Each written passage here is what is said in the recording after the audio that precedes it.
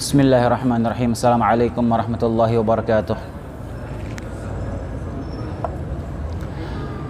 Innal hamdalillah nahmaduhu wa nasta'inuhu wa nastaghfiruh wa na'udzu billahi min shururi anfusina wa sayyiati a'malina. Man yahdihillahu fala mudilla lahu wa man yudlil fala hadiya lahu.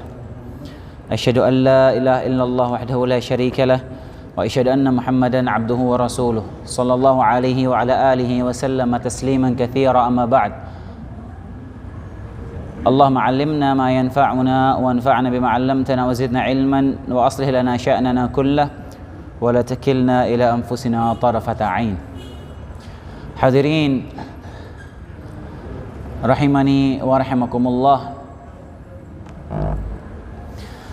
Kita lanjutkan pembahasan kita, masih membahas tentang rukun iman dan masih dalam pembahasan rukun iman yang kelima, yaitu iman kepada hari akhir.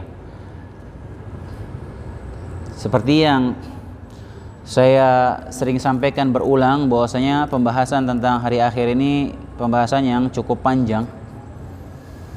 Dan setelah kita membahas tentang hari kebangkitan pada pertemuan yang lalu, tentang dibangkitkannya manusia, dan insya Allah di hari ini kita akan masuk ke pembahasan tentang padang mahsyar. Pembahasan tentang padang mahsyar ini pun cukup panjang, hadirin. Mungkin kita butuh beberapa pertemuan untuk menyelesaikan pembahasan tentang padang mahsyar saja, karena kita akan berusaha mempelajarinya cukup mendalam sebagai bekal ilmu dan bekal keimanan bagi kita semua, tentang gambaran apa yang terjadi di padang mahsyar nanti. Dan sebelum kita masuk ke pembahasan tentang padang mahsyar, sebelum kita masuk ke pembahasan tentang padang mahsyar ini, kita baru selesai membahas tentang hari kebangkitan. Kemudian kita akan masuk ke padang mahsyar. Sebelumnya saya ingin membahas secara ringkas saja, saya ringkas tentang urutan kejadian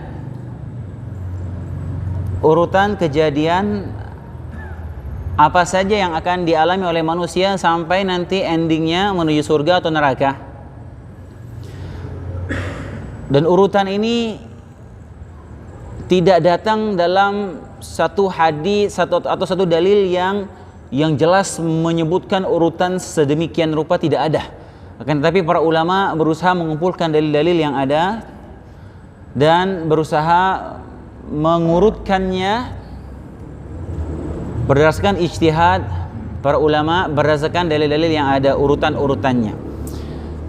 Kita tahu bersama bahwasanya kejadian-kejadian yang akan dialami oleh manusia di hari kiamat nanti itu adalah perkara-perkara yang besar dan perkara-perkara yang sangat dahsyat dengan waktu yang sangat lama. Waktu yang sangat lama, hadirin. Lalu apa saja urutan kejadian tersebut yang akan kita alami? Semuanya tanpa terkecuali, insyaallah ta'ala semua akan merasakan hari itu akan datang. Sebelumnya apa suara Anda jelas pakai mic ini? Kedengaran jelas? Kok kayak kurang mantep gitu suaranya ya? Ini gede banget lagi ini depan muka. Taib. Yang pertama, kita tahu bersama setelah tiupkan sangkakala yang kedua, maka manusia akan dibangkitkan. Manusia akan dibangkitkan dari kubur mereka, lalu mereka akan pergi ke padang mahsyar. Semua setelah dibangkitkan, manusia dalam keadaan terkejut, bingung, kaget, ketakutan luar biasa. Nanti insya Allah pada pembahasan padang mahsyar akan kita jelaskan dalil-dalil ayat-ayat yang Allah SWT sebutkan bagaimana keadaan manusia di padang mahsyar itu.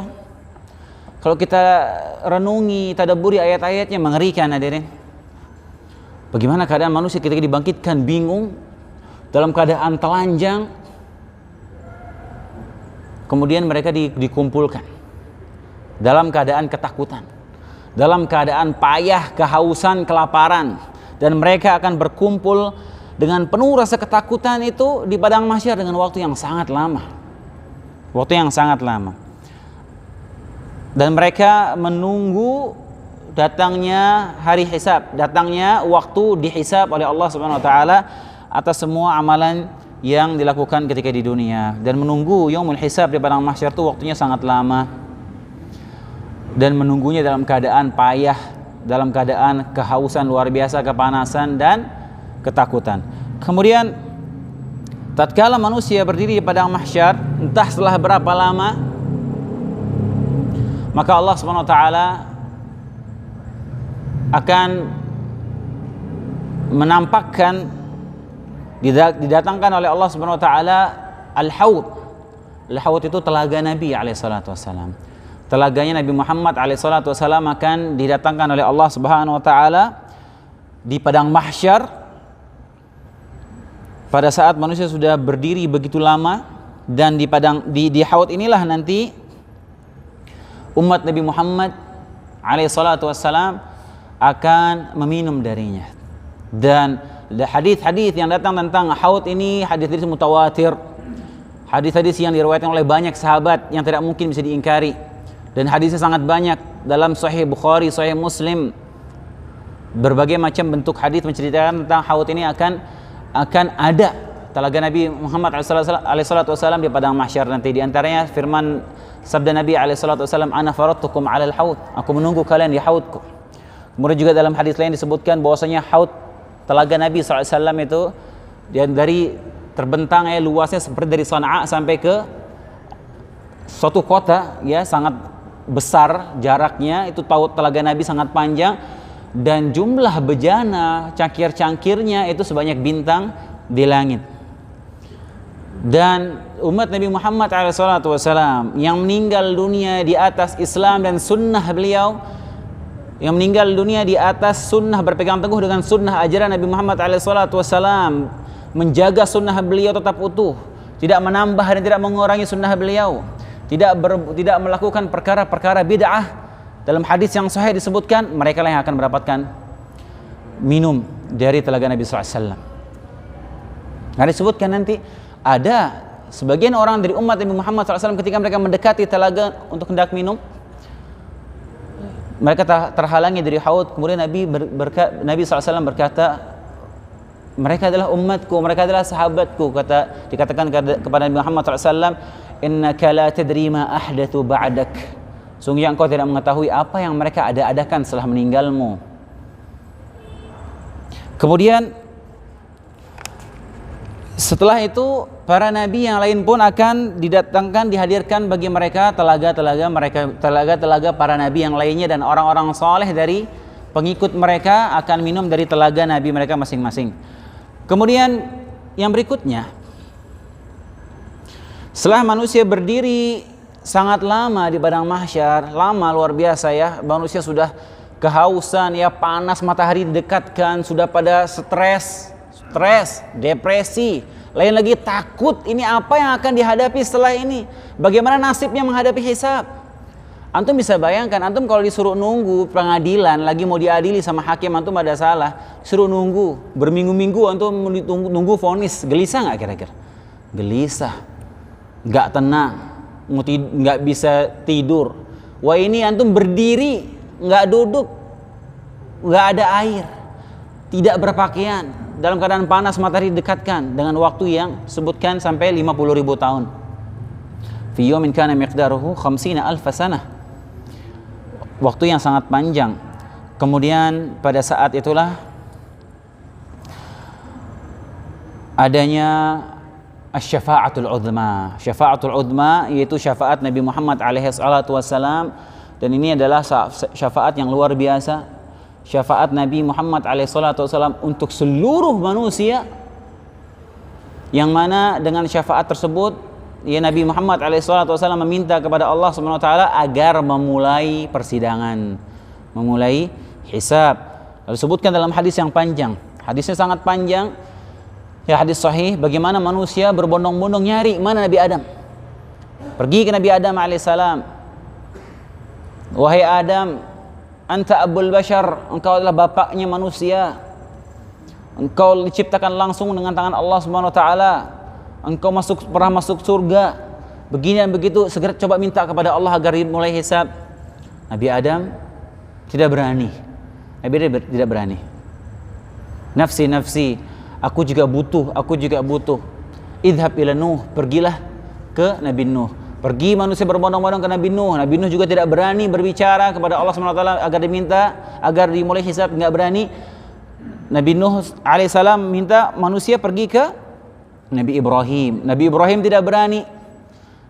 Enggak berani ngomong ke hadapan Allah Subhanahu wa taala. Nabi Ibrahim bilang, "Aku pernah berdusta 3 kali," kata Nabi Ibrahim.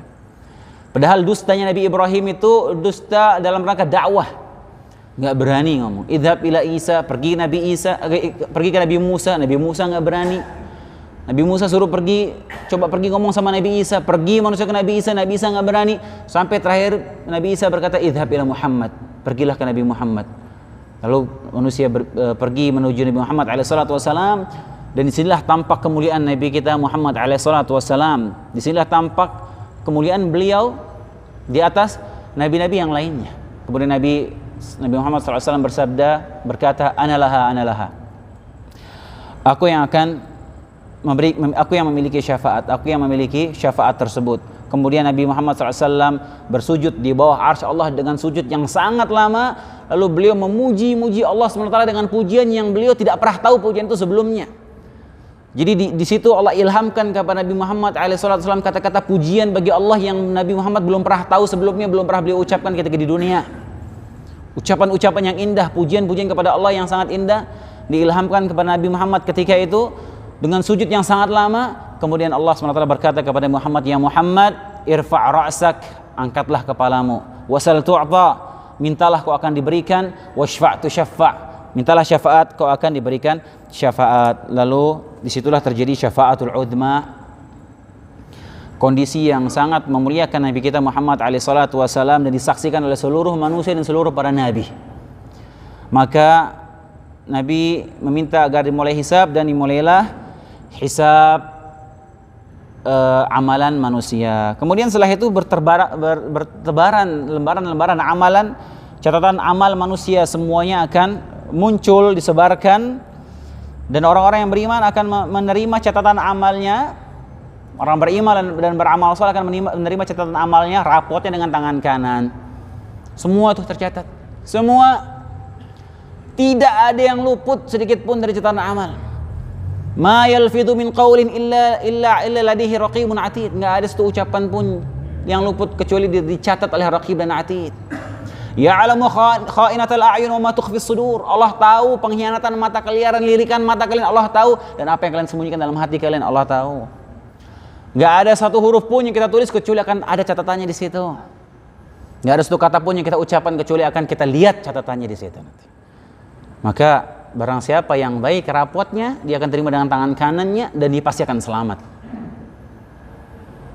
Karena dia bagus catatan amalnya.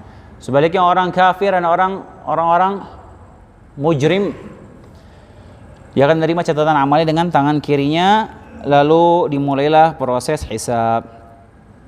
Dan hisab itu ada 2. Hisab nanti dihisab oleh Allah Subhanahu wa taala langsung. Bayangkan bagaimana Allah Subhanahu wa taala bisa menghisab manusia segitu banyaknya ya dengan waktu yang bersamaan. Begitulah luasnya ilmu Allah. Sebagian yang dihisab dengan cara al-ard. Jadi hisab itu ada 2. Ada al-ardu sama al-munaqasyah. Al-ard, jadi ini hisab untuk orang mukmin yang beramal saleh, dia akan hisab dengan hisab yang yasir. Inilah al-ardu, ini disebut dengan hisaban yasira. Fasawfa yuhasabu hisaban yasira. Dia akan dihisab dengan hisab yang ringan. Jadi dia cuma dipaparkan sampel-sampel amalnya saja. Ya, sampel-sampel secara umum, kamu melakukan ini, kamu melakukan ini, kamu melakukan ini, terus mereka akan selamat. Hisabnya ringan. Adapun bagi orang-orang kafir, para penjahat, orang-orang mujrimin, dia akan dihisab dengan metode yang kedua, yaitu dengan munaqasyah. Dia akan dihisab dengan detail. Semua akan ditanyakan. Semua akan diaudit dengan detail, dan dia akan tersiksa dengan pertanyaan-pertanyaan itu. Dan ujung-ujungnya setelah dia dihisab dengan hisaban yang detail seperti itu, dengan dalam keadaan dia ketakutan, ujung-ujungnya mereka akan dimasukkan ke dalam neraka. Wal'iyadu billah. Kemudian setelah itu, setelah hisab, kemudian di timbangan, mizan. Jadi nanti semua ini akan kita paparkan satu persatu hadirin. Jadi semua ini insya Allah yang urutan-urutan ini akan kita paparkan satu persatu, yang mungkin satu bagian pun kita akan bahas dalam beberapa pertemuan. Di antaranya yang padang mahsyar nanti kita bahas mungkin dalam beberapa pertemuan. Nanti tentang al-hisab juga akan kita bahas nanti lebih dalam. Kemudian juga tentang mizan dan seterusnya. Setelah ditimbang ya dengan mizan, setelah itu manusia akan dikelompok-kelompokkan, akan dikategorikan, akan dipasang-pasangkan berdasarkan modelnya, berdasarkan jenisnya, berdasarkan teman-teman sejawatnya, dikelompokkan. Kemudian ditegakkanlah bendera-bendera para nabi. Jadi para nabi masing-masing membawa bendera, dan di belakangnya ada umatnya dengan kelompok-kelompoknya masing-masing. Ya, orang-orang zalim akan dikumpulkan bersama orang-orang zalim. Allah SWT berfirman dalam surat As-Saffat ayat 22 dan 23. Uhsyurul ladzina zalamu wa azwajahum wa ma kanu ya'budun. Dikatakan kepada malaikat, diberitakan kepada malaikat, kumpulkan orang-orang yang zalim bersama teman-teman sejawat mereka dan sesembahan-sesembahan yang selalu mereka sembah, sama sesembahan-sembahannya pun dikumpulkan sama sesembahannya. Min dunillahi fahduhum ila siratil jahim. Apa-apa yang mereka sembah selain Allah, kemudian giring mereka menuju ke neraka. Jadi nanti orang-orang musyrik akan dikumpulkan bersama orang-orang musyrik, ulamanya orang-orang musyrikin akan dikumpulkan bersama ulamanya orang musyrikin. Orang-orang yang mengingkari hari kebangkitan akan dikumpulkan, dia kumpul bareng sama orang yang mengingkari hari kebangkitan.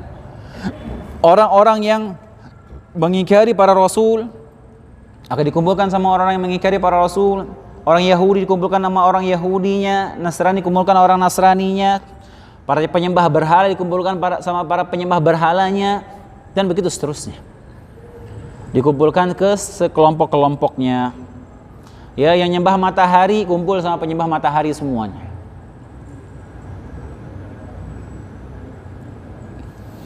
Kemudian setelah itu kelompok-kelompok tadi ya mereka akan berkumpul dan mengikuti sesembahan-sesembahan yang mereka sembah ketika di dunia.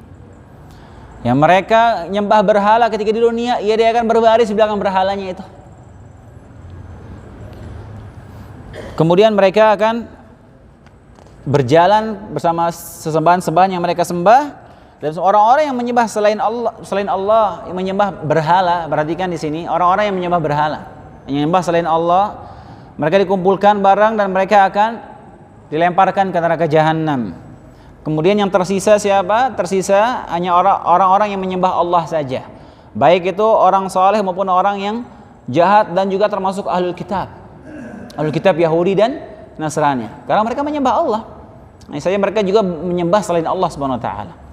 Ahlul kitab Yahudi dan Nasrani mereka mengenal Allah. Hanya saja mereka berbuat syirik kepada Allah Subhanahu wa taala. Nanti ketika tersisa itu. Kemudian setelah itu yang ahlul kitab, yang Yahudi yang menyembah Uzair, mereka akan digiring ke neraka. Kemudian orang Nasrani yang menyembah Isa juga sama.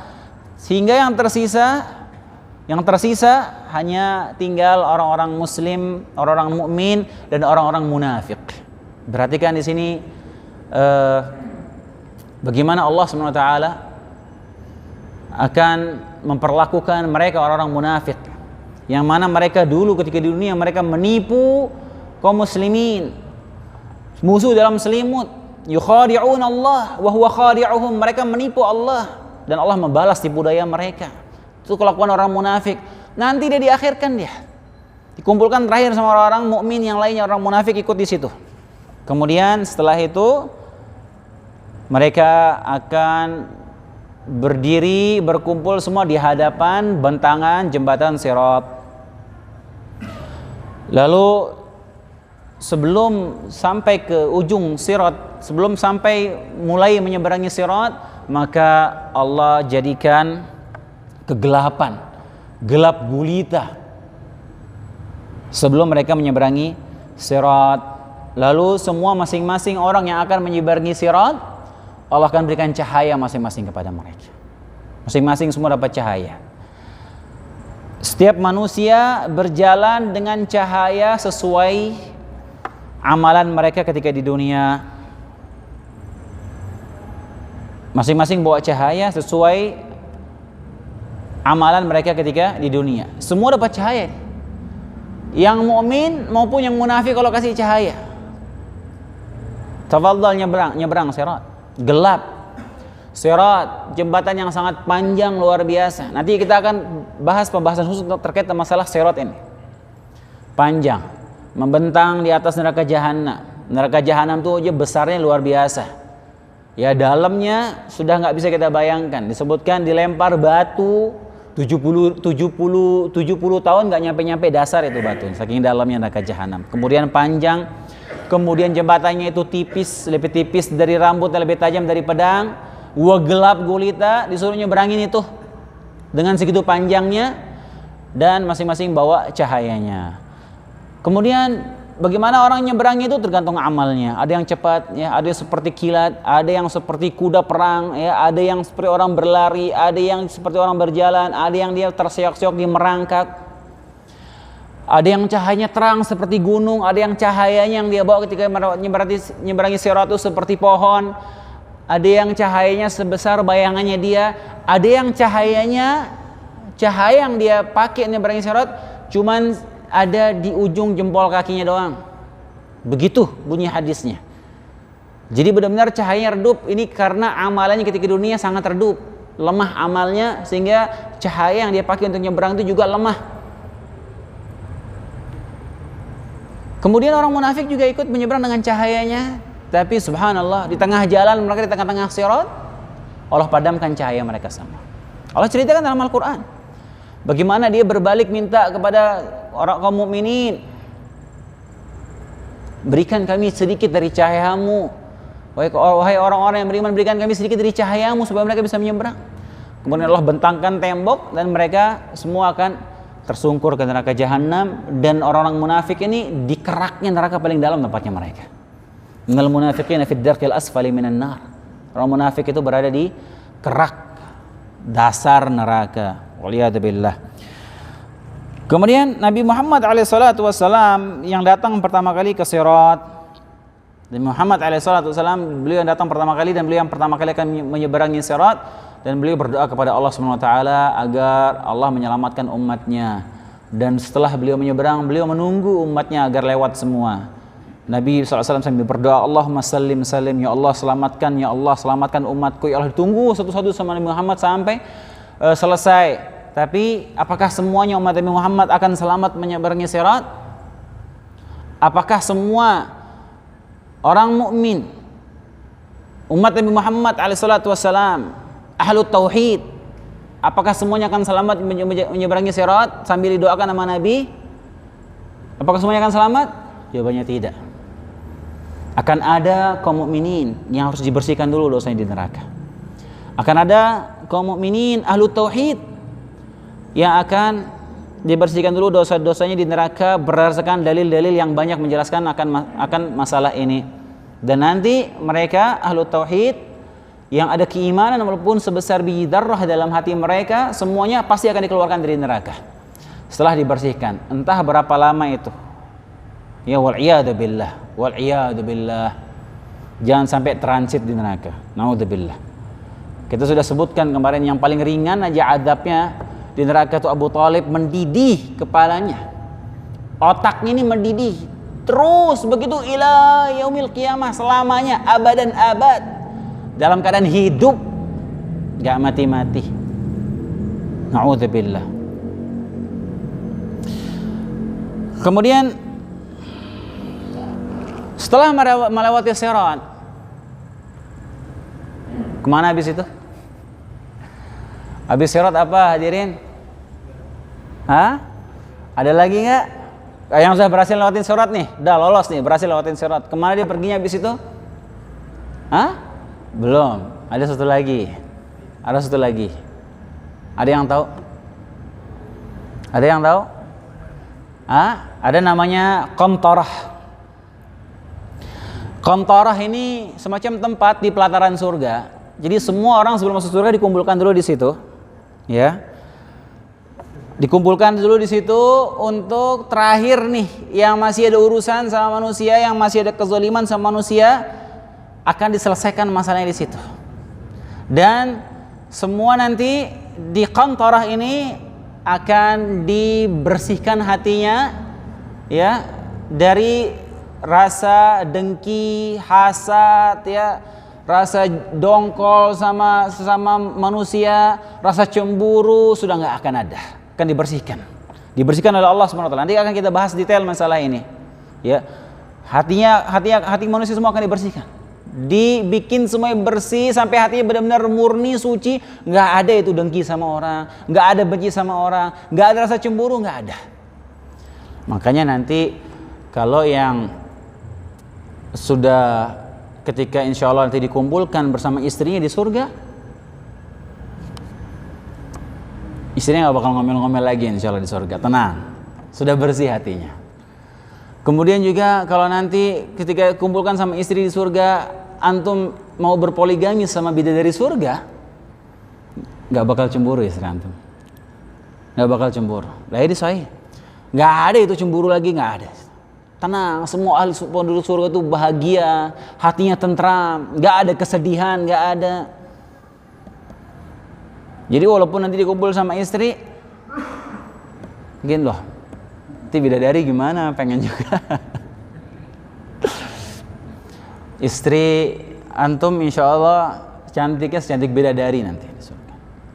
Yang penduduk surga, ya nanti fisiknya keren, ganteng-ganteng, tinggi, ya tingginya setinggi Nabi Adam semua, ya ganteng-ganteng, fisiknya dibikin sempurna oleh Allah Subhanahu Wa Taala.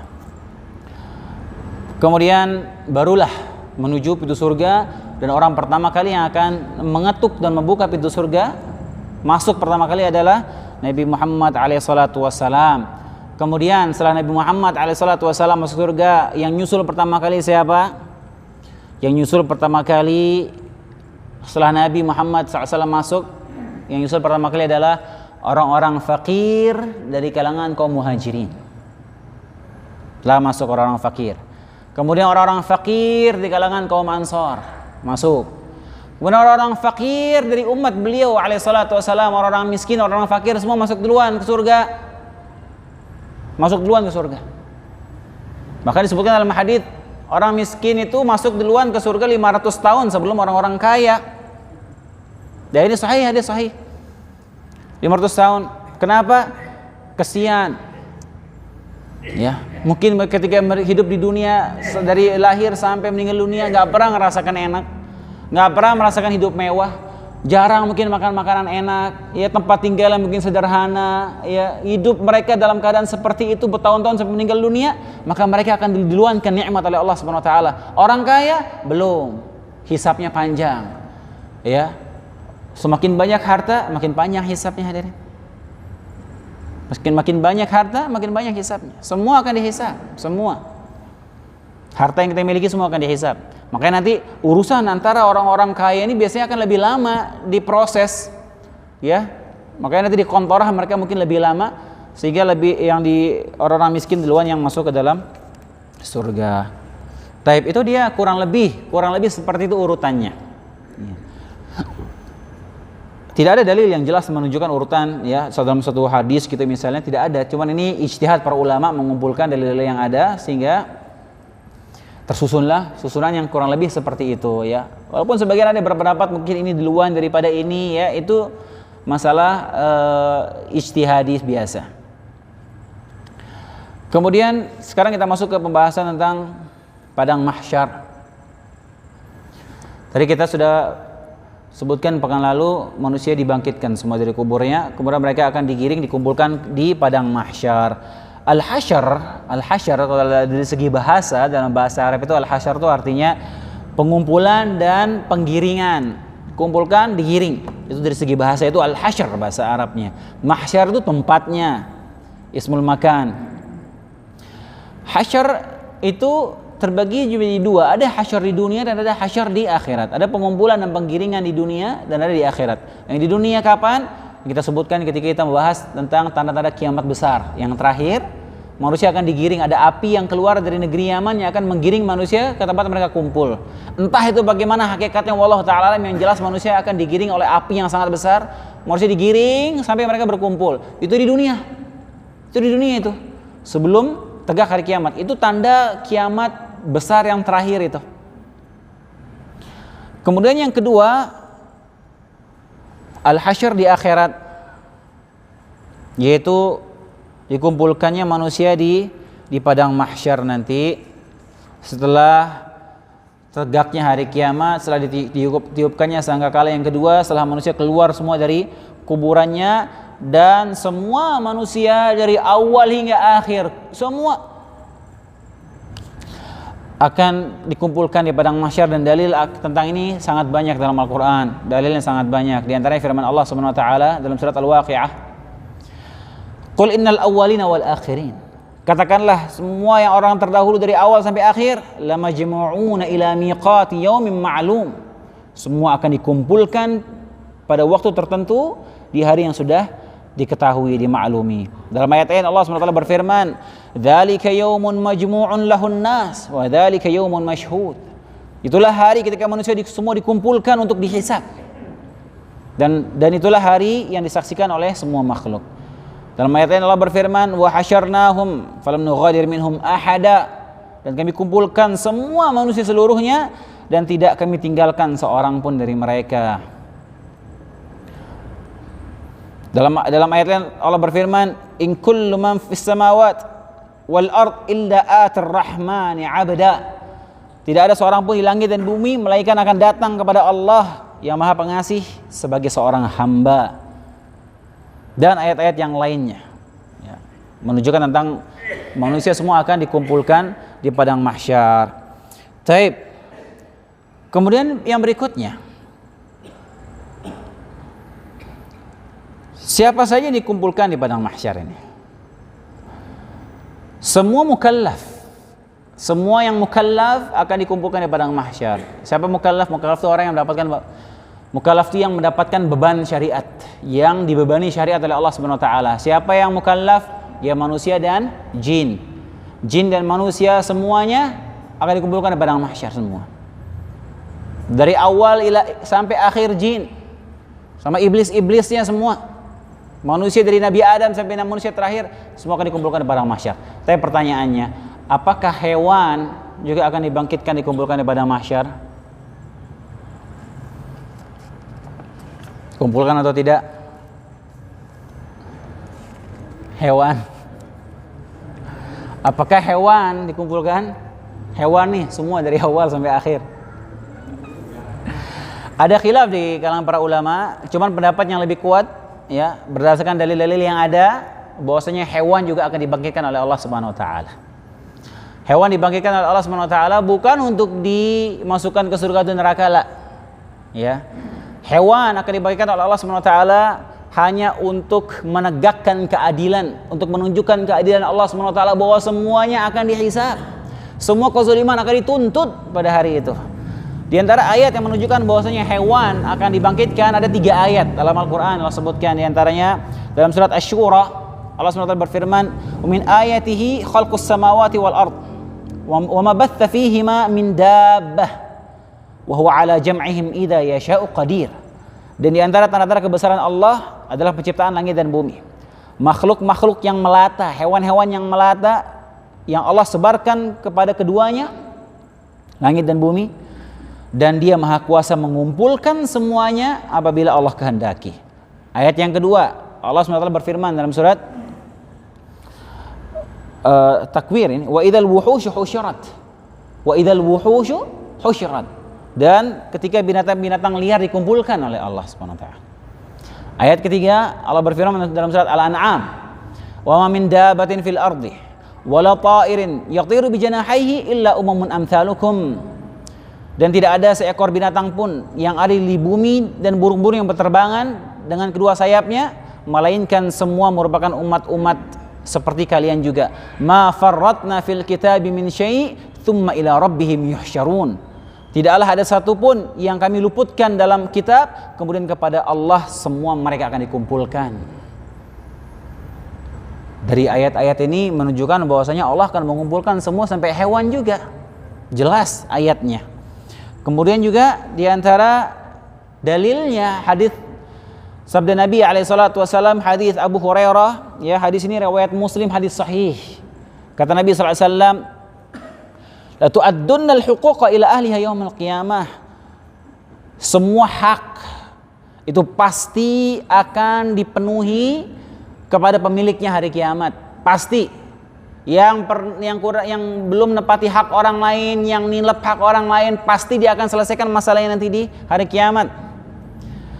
Hatta yuqad li syatil jalha'i min syatil qarna. Kata Nabi SAW, sampai kambing yang bertanduk, kambing yang punya tanduk pernah nanduk kambing yang nggak punya tanduk akan dihisab, diadili oleh Allah SWT di hari kiamat nanti. Jadi dibangkitkan nanti di padang mahsyar, semua dikumpulkan. Kambing pernah nanduk kambing yang lainnya secara zalim, disuruh balas sama Allah SWT. Antum bayangin, apalagi antum pernah mukul orang, pernah nilep uang orang, pernah gibahin, mencoreng kehormatan orang lain, korupsi, na'udzubillah. Kambing suruh balas, apalagi hak manusia. Jadi ini hadis menjelaskan bahwasanya hewan juga akan dibangkitkan, dikumpulkan. Kemudian apa setelah itu? Apakah dibagikan catatan amalnya hewan-hewan? La. Setelah itu semua hewan-hewan akan dimusnahkan oleh Allah SWT menjadi debu yang berterbangan. Karenanya Allah SWT berfirman, ya, dalam surat An-Naba, wa yaqulul kafiru ya laitani kuntu turaba. Orang-orang kafir berkata, seandainya aku menjadi debu yang berterbangan. Kenapa mereka berkata demikian? Kenapa orang kafir berkata demikian? Mereka berharap jadi debu saja ketika hari kiamat itu, karena mereka menyaksikan hewan-hewan tadi akan dihancurkan, dimusnahkan menjadi debu yang berterbangan, sehingga orang kafir pengen coba saja jadi kayak hewan tuh, jadi debu, sudah saking takutnya mereka menghadapi hisab di yaumil kiamah nanti. Taib, kemudian hadirin rahimani wa rahimakumullah, ini isya masih berapa lama? 3 menit lagi isya nih.